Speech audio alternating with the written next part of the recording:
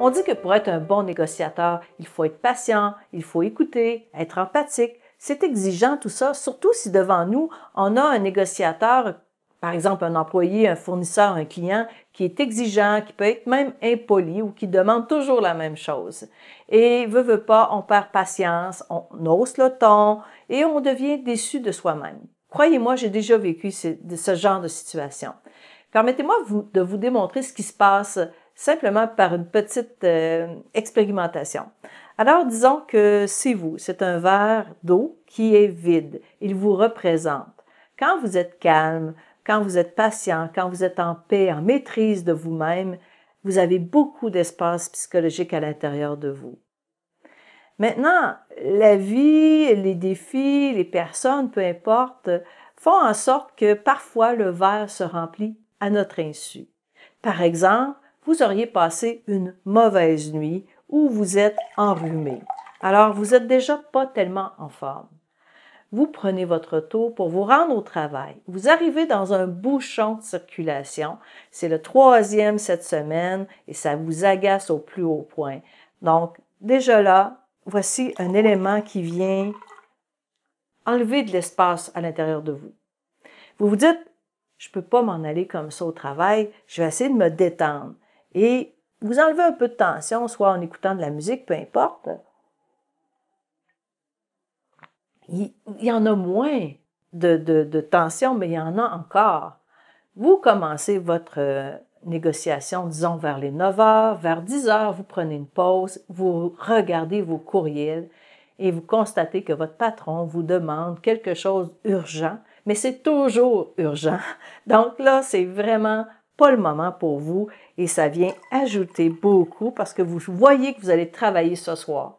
Vous vous asseyez, vous retournez à votre négociation, le vis-à-vis demande toujours la même chose et à laquelle vous dites toujours non, mais il continue tout le temps le même renseignement que vous n'avez pas. Et ça, c'est vraiment, vraiment agaçant.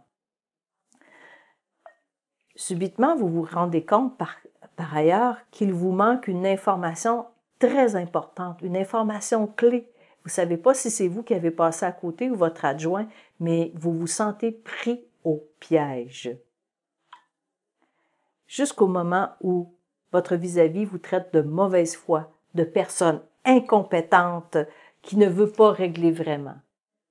Bien, c'est ça qui se passe. Le verre déborde, c'est une explosion.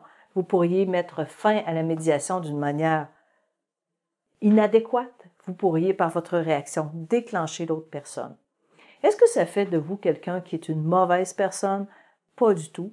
Simplement qu'il n'y avait plus d'espace à l'intérieur. Qu'est-ce que vous pouvez faire pour éviter cette situation? Voici quelques petites astuces simples et efficaces. Bien, première des choses, s'assurer d'avoir une bonne énergie au niveau du physique, d'être en forme, de bien se reposer.